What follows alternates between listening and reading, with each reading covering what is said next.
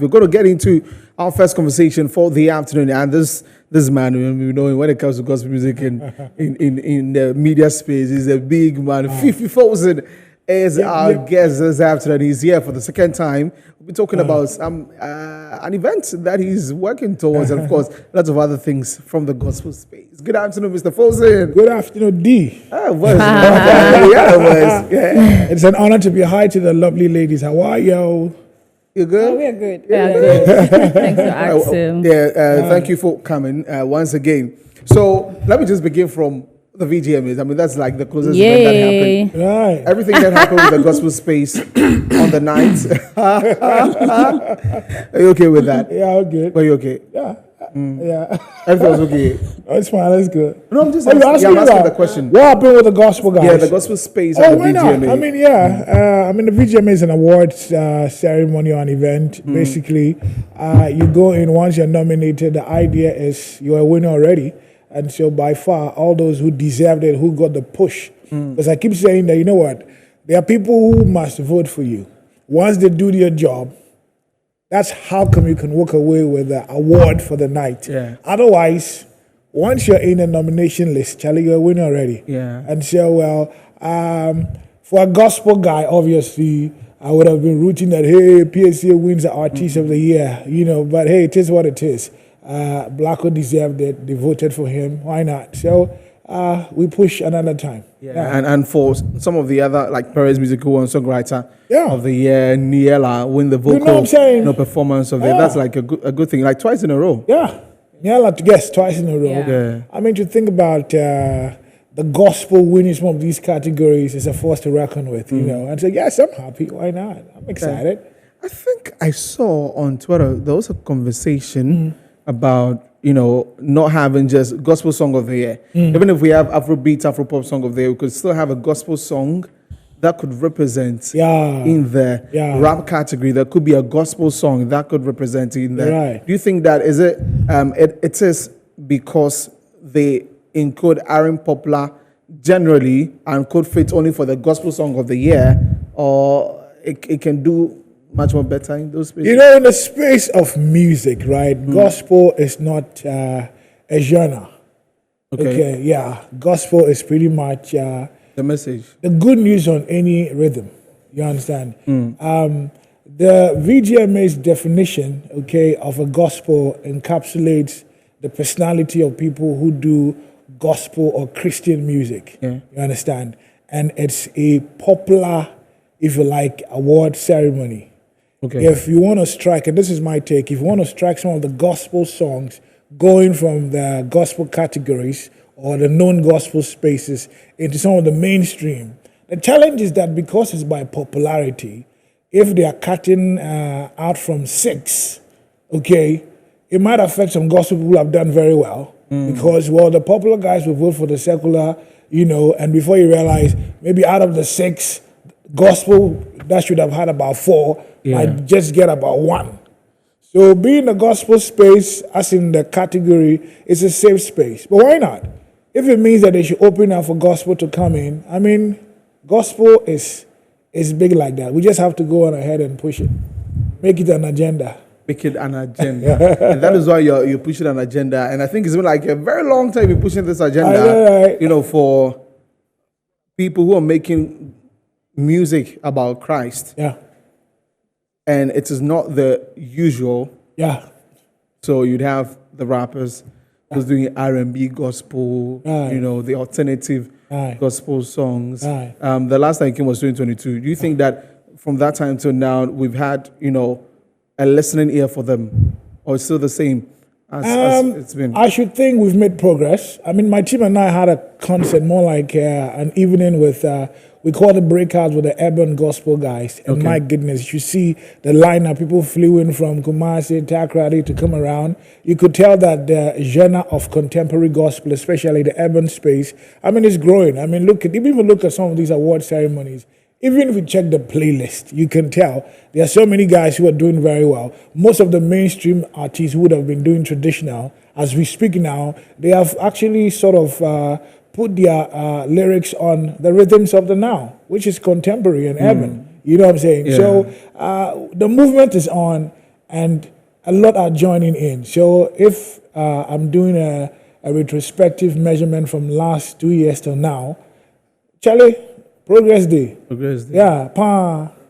They should be very happy that they have people like you supporting them. Yeah. Well, we bless God. I mean, hey, we are called for such a time as this, and like David served in the Bible, his generation, so am I. I'm serving. Yeah, but I mean, you could have equally the gospel industry could have equally won the Artist of the Year. Yeah. Was it that the competition was just tough, or there was something that wasn't done right? Oh, everything was done right. Like I said from the beginning, once you are nominated, you see that we are talking with focus on the VGMAs, right? Right, Yeah. right. Now, if you look at the category definition, it's popular. You understand? Yeah. And, if we are striking a balance between secular and gospel can be very popular in the churches and all of that one. But when it comes to the streams and all of that, it's like the other side seem to have some good numbers. You understand? Because she gave a good fight. I mean, hey, by reason of being there, I can promise you that her leverage has gone up, Right. And so she not carrying the main trophy for the day really doesn't mean that she didn't make it there. I mean, by far, I can promise you that just being in the category has shot her to a certain level that, we all must appreciate God for. Yeah. On the But- back, before right. that one comes in, on the back of that, most people also believe that more focused was on Pacey Esther, even though Joe Mettle was also in the race. And most people believe that Joe Mettle has a huge fan base, so it would have added onto it. Rather, it seemed like the focus was more on one person than the other. That's why it's like that sort of unity that we preach in the gospel fraternity was sort of lacking. That's why eventually they couldn't pick it. That's certain conversation on certain A school of thought, huh? Yeah. I disagree. Okay. I mean, by far, once you're nominated, you go all out, you show Yeah. interest, you push it, okay? You garner for support Yeah. by far. Yeah. It's your responsibility as an artist who is nominated. Maybe your management has to step in and do that work, But pretty much, you can tell that PSA was. I mean, PSA had been trending the whole of the year by reason of the song she was doing. YMCA. Yeah, exactly. So, I mean, Joe was a force to reckon with equally. He did a good job, fantastic. His people voted. By the end of the day, PSA didn't even win. Yeah. Maybe because he also won before. I know the argument is like, okay, because it felt like it was just between PSA and Black. Yeah. Joe Mettle's people voted. Or, like you're saying, maybe his people thought, okay, well, this year, let's put our vote behind PSA. Maybe, I don't know, but I mean, if you're categorizing anything, was Blacko who won, and the rest are equal winners. Yeah, equal winners, yeah. We celebrate and congratulate them as well. Okay. Now let's get to talk about the next generation. Yeah. Gospel Ministers Project. Yeah. That's right. That's like next generation. Like for you to think about next generation. Right. Has it been always something on your heart? Because we always come and sit here and we talk about, back in the days, Tiggo sisters, back in the days, daughters of glorious Jesus, and looks like there wasn't like a pattern. Right. Then you have once and also winners came in there, Iman Mercy, Joe Mettle. Then from that they were backing people. Yeah. And now the others who are doing BVs for those superstars. Yeah. How important is it for you to be able to use such platforms to help young people that you could foresee being the superstars in the gospel space in a couple of years? Right. So thank you again for having me. Now, I'll start by saying that this year, on the 19th of May, glory to God, I'll be 17 years doing radio. Okay. 17 years. Wow. And I remember during my 5th anniversary on radio, there was this testimony I had heard from a lady called Angelica Sambrano. She had a message I felt the youth had to hear. And so I wanted to just have a party, bring people together, produce a CD and share with them, But, the feeling of, okay, what does God want me to do? So I like, God, I want to do this celebration. What do you think? Do I have your blessings? He said, well, pause. Why don't you create a platform for the emerging contemporary gospel ministers so you can encourage them, so you can push them, help them, with, what you're doing? Because then in that space, traditional gospel, which was mainstream gospel, really didn't have any well, I say that advisedly, didn't have struggles. If you did well, you were actually pushing hard with good quality. Most of those songs, readily we'll sing them in our churches and all of that. But you see, the contemporary sound that feels like, okay, what is this foreign sound we are hearing? We've been singing in Tria. What are these guys bringing this English and stuff? Where is this coming from? And so most of these guys who are now picking up the vibe for the generation didn't seem to have any support. And along them, I spoke to, felt discouraged, So the idea was, okay, create a platform and let's start pushing this agenda to encourage this sound, And basically that was it. So we gathered them. I spoke to friends. Some of them had seen at events, some had heard about, some I spoke to the team, and then we just picked them up one by one. And from 2011, we just decided for the first event, it was Celebration of Grace. Let's just push this. I remember, I think that after the first concert in May, I had the privilege to travel. I think I was in the UK when I got a message that, you know what, this thing we cannot do it annually. Let's do another one. Come back home. Okay. So the second concert was done somewhere before the end of the year. So we did 2 concerts in a year. And we had new additions, people joining in. I dare say, I haven't mentioned it. The second concert, for instance, had someone like Niela, coming on. Yeah. Okay. And I'm saying this because this edition has a lady called Rafia. And Rafia tells me, Rafia tells me, I mean, I'd never had her, I'd interacted with her, but she tells me that it was when she came to that concert, all right, 2011. Okay. That she got inspired by hearing Niela and the other artists. That's why she decided that she was going to do gospel or be in the space. And for me, hearing this, felt like, oh, wow.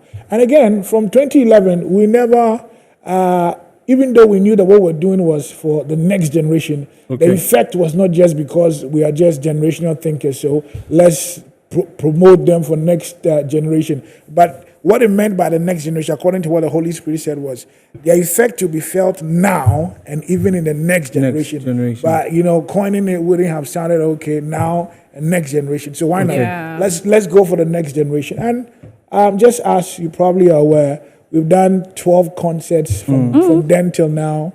We've made some good strides. I mean, if you see the video from the first event, the emojis, Joe Metal. And New Kind was our senior. New Kind, his level is different. True. Yeah. So the emojis, the Denzels, the Joe Metals. I mean, you can actually go through the lineup, and we have plenty. And we've done successive events with different artists over the period. Yeah. So it's not like one group. Maybe after 3 years we get it. So this year is a new breed on it after. Our last project for Celebration of Peace. Okay. We did a one for the election year, last election year. Wow. That's amazing. Yeah. That's amazing. And I'm seeing the flyer rides now. And as we talked about Miss Rafia, we're in Moscow and UCC. Oh, really? Yeah. Okay. Fantastic. Take Mesa is in there. Yeah. Of course. And Mike Kessie. Yeah. Mike Kessie, he's in there. I mean, of course, he's doing gospel now. Yeah. And oh, yes. yeah, you remember him? Yes. I think he went after Mentor Project. Yes. And there's Queen Darlene, there's Shadrach. I know, right? He's got some terms like that. that. The la creme of gospel. Yeah. Now, of course, let me advisedly say that a session of them.